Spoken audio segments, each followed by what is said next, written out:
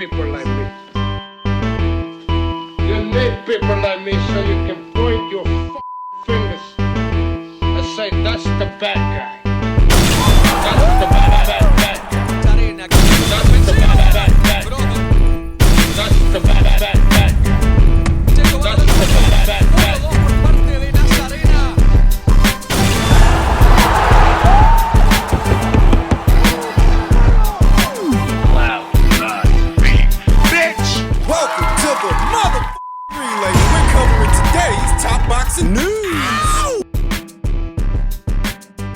Okay, we'll start with this. Word round the campfire seems to be that two-time world title challenger of Argentina, Nazarena Romero, will fight for the vacant WBA super bantamweight title against Mexican pugilist and world title challenger Paulette Valenzuela. The fight will happen August 23rd in Buenos Aires. The belt is vacant as a result of Erica Cruz testing positive for several performance-enhancing drugs. They're moving fast on this. This will be the third consecutive world title opportunity that Nazarena Romero has had. The first was against Mayerlin Rivas, which resulted in a draw. The second was against Erica Cruz, which also resulted in a draw. This one won't. Nazarena's going to win this one. So if the rumor checks out, and it's Mexico's own Paulette Valenzuela that she's going to end up fighting, it is peculiar because Paulette does not appear anywhere in the WBA's super bantamweight rank standings. Nazarena, she is ranked at number 1. Former champion Mayerlin Rivas, she's ranked at number 2. I thought that the vacant title would be contested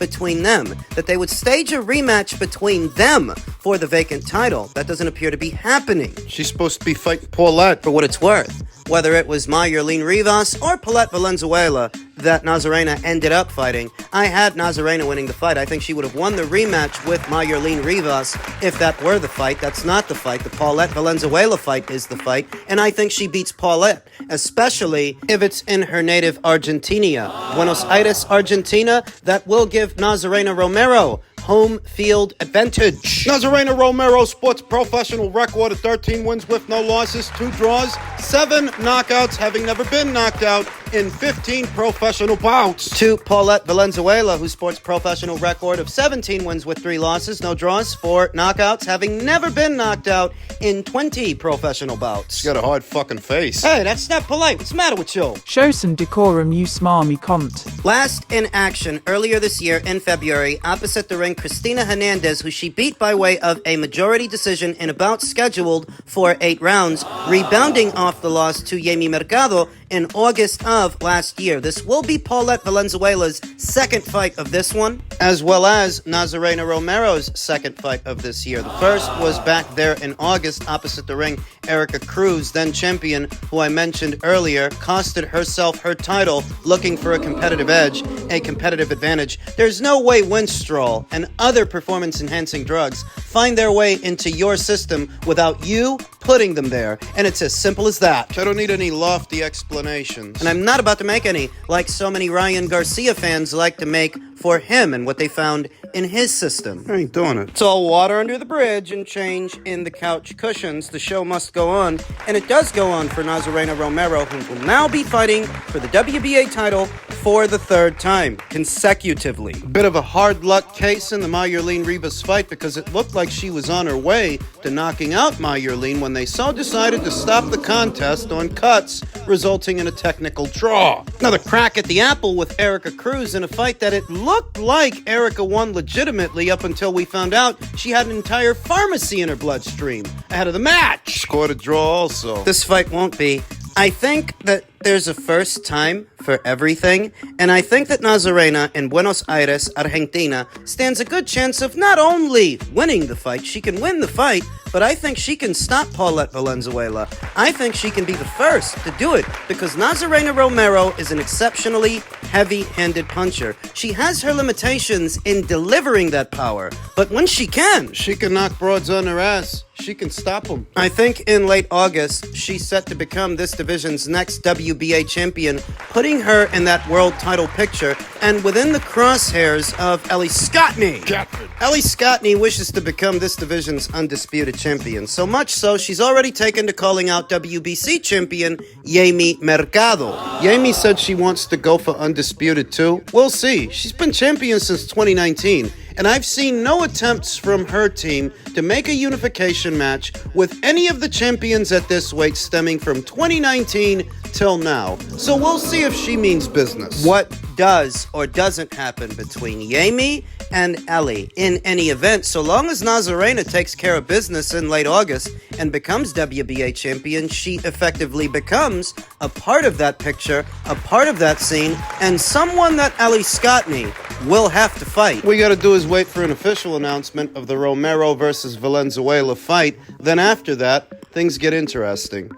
So in the world of boxing, current reigning super middleweight champion Franchon Cruz stated, Shakur Stevenson, congratulations on your dominant win. Until they can do what you do or stop you from doing what you do, fuck them and their opinions. Doesn't work like that. This is a spectator sport, and you are subject to the favor or lack thereof of the spectators. So if there are some that aren't impressed or aren't entertained by the way you fight, that's a problem. You can't ignore that. By saying things like, until they can do what you do, yeah, you don't need to be a chef at a restaurant to know the food is bad. You don't need to be a comedian yourself to know the jokes aren't funny. And you don't need to be a pugilist yourself to know that you weren't entertained by one. So many of these arguments exist in a realm as if every boxer is supposed to be loved or liked by everyone. They're not. Franchon continued, we're so critical of our own fighters, but give others so much grace. That's why we can't produce the quote-unquote stars y'all want.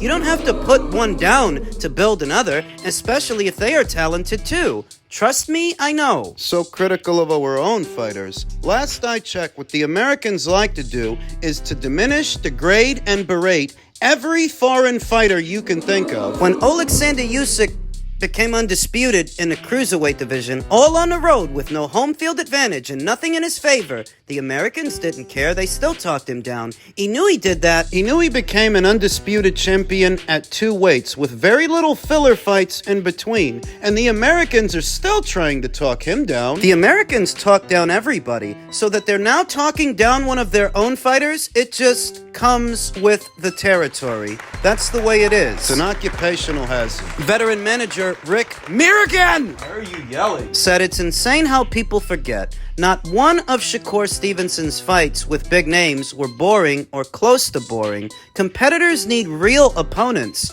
Period. Zepeda, Loma, Tank, etc. All that shit people complain about is gone, and you will appreciate him on display, not getting hit by the hardest and highest volume punchers. His time is coming, and hope he lands some big ones. Best wishes, champ. Yeah, hopefully he does, but the idea that you're only as entertaining as who you're fighting. Artur Beterbiev is an entertaining fighter irrespective of who's opposite the ring. He's entertaining whether it's Joe Smith or Callum Smith or Anthony Yard or anybody. He's an entertaining fighter. The same applies to Inui. He's an entertaining fighter, consistently. Terrence Crawford is an entertaining fighter and a strong finisher, consistently. It's like I said, these arguments in defense of Shakur Stevenson seem to exist in a realm to where everybody is supposed to like everyone equally. When they don't, and they never have. No, every boxing fan doesn't like every base style. Pure boxers, least of all. They're not saying anything about Shakur that they didn't used to say about Floyd Mayweather in his heyday and previous eras of boxing. Defensively minded fighters have seldom ever been fan favorites, though it used to be a lot worse. There used to be a time where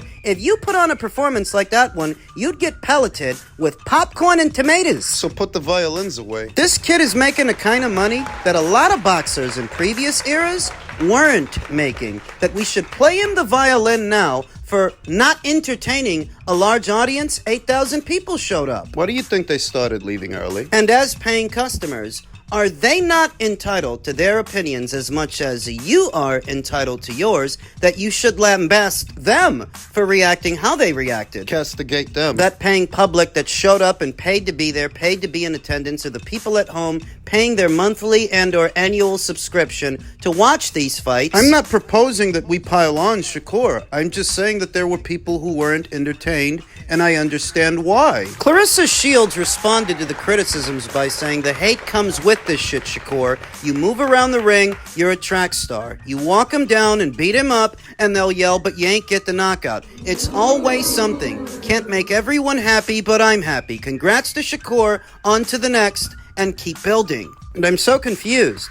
After the main event, fight's over, the fans are supposed to leave. Top Rank Boxing, they left after Shakur won. People were not leaving during the fight. That's cap. Yes, they were. What are you trying to convince people of? That they didn't see what they saw during the broadcast? Before the fight was over, they panned out to the crowd, and there were large sums of them getting up and leaving. So much so that Sharita Metcalf, She called out ESPN on it. saying ESPN is wrong for showing people already leaving the arena before the fight was over. We all know what we saw, and the fighters themselves, many of them, they need to stop reinforcing this kind of stuff. This idea that any fighter is above criticism. No, they're not. Least of all from the people that pay to see them. There is objective criticism and subjective criticism. Something like skill is actually more objective than people realize because it can be rated, it can be gauged and measured. Based on how you look and who you fight when you fight them. That is actually more objective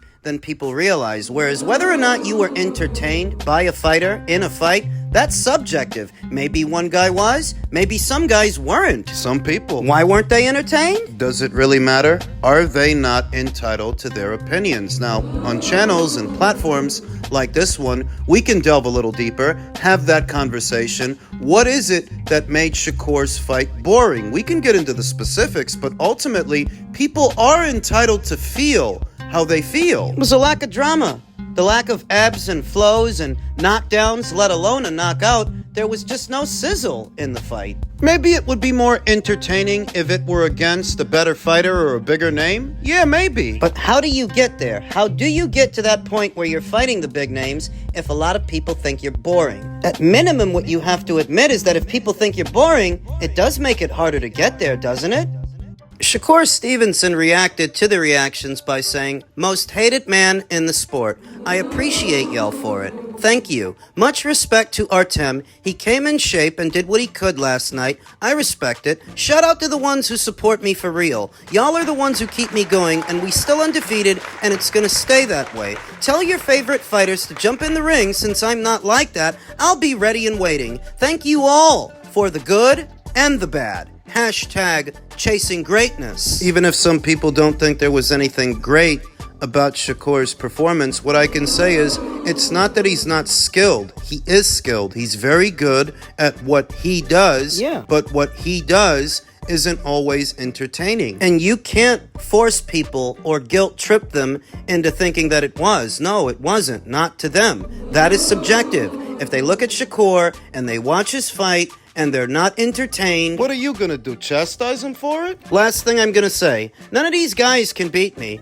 and if y'all believe so, y'all should encourage them to fight me. Cause, oh yeah, we went forward the whole fight, so that running shit is out the window. Catch y'all later. I'm about to go enjoy my family. When y'all favorite fighters ready to lock in, I'll be right here. I do encourage fighters to fight Shakur. I've been saying I want to see Gervonta Davis fight him, William Zepeda, Isaac Cruz, anybody and everybody. And I still give him good odds to beat many of those fighters. Many of them, though perhaps not all, because he is missing a few things. And the disconnect between the fighters And the fans. You act like every fighter that goes out there that has a decent jab and uses a Philly shell is the next Floyd Mayweather. That's what you guys act like. And like they didn't used to say the same things about Floyd Mayweather. You bring up Floyd's money to offset the criticism that, well, he did make a lot of money, yeah, but there were a lot of people who thought he was boring. They still thought he was boring. In the latter stages of his career, that's what a lot of people used to say. Shakur Stevenson, as of yesterday, is a network free agent. He's revealed that he turned down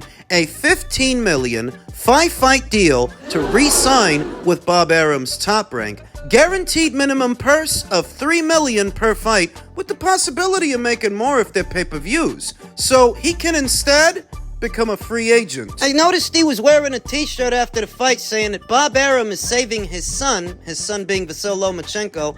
Bob Arum is saving his son from this ass whooping. Is that how you look at it? Vasil Lomachenko is said to be in the middle of negotiations for a Gervonta Davis fight. He's essentially getting a fight that you wanted for yourself against what is widely interpreted as a bigger puncher than you are. But you say they're protecting him. Veteran boxing scribe Stephen Kimothy said, should Shakur Stevenson no longer be affiliated with Top Rank, at that point, I make Bruce Carrington a bigger priority. This is a guy who gets it. Bruce can fight. He's very personable and intelligent, and he understands that how you win matters! Top Rank tried to get him to stay on board. They offered him an extension. He didn't want it. He wants to try his hand out at free agency. That's his prerogative.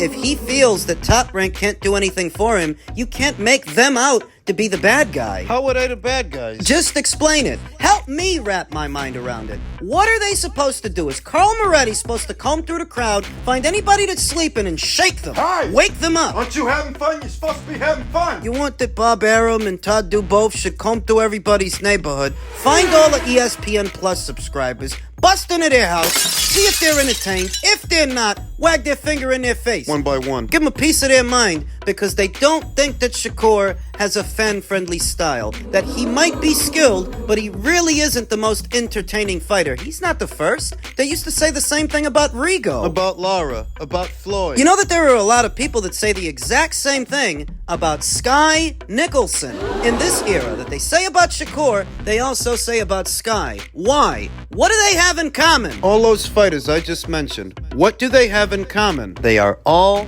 pure boxers. They are all defensively minded, hit and not get hit, economic potshotters that are not big on power. Rigo had power. Yeah, Rigo did have power. He did have stopping power, but he seldom ever let his hands go, and that was the problem. That the prevailing aesthetic of a Rigondeaux fight, up until he gets the knockout, there's just not a lot happening. The point is, there's nothing new here. There's nothing new about this critique, this criticism, and the common denominator is that fight fans generally don't find pure boxers entertaining. They didn't say about Roy Jones Jr. what they used to say about Floyd Mayweather. They obviously didn't used to say about Mike Tyson what they used to say about Floyd Mayweather. or Evander Holyfield or George Foreman. Do you really want to do this? That the common denominator between the critiques that fighters like Shakur receive and some others has everything to do with their base style and how they fight. Some people don't find it entertaining. In fact, most people don't. So get over it! It's not Top Rank's fault. And Top Rank offered Shakur an extension. He's the one who admitted that. He's the one who revealed that. If he didn't want to extend his deal with them, that's his prerogative. But they're not the bad guys because you're boring. You know, that's $3 million they don't have to spend on you and your fights 2 times a year. They can pour that money into more entertaining fighters like Abdullah Mason, like Bruce Carrington, other young fighters that they're grooming that have more fan-friendly base styles that make for better TV fights. You don't want $3 million a fight? You don't want that extension? You don't have to take it. Just don't tell me this tall tale, this story, to where they're the bad guys because you're boring. Want to try out the open market? Good luck!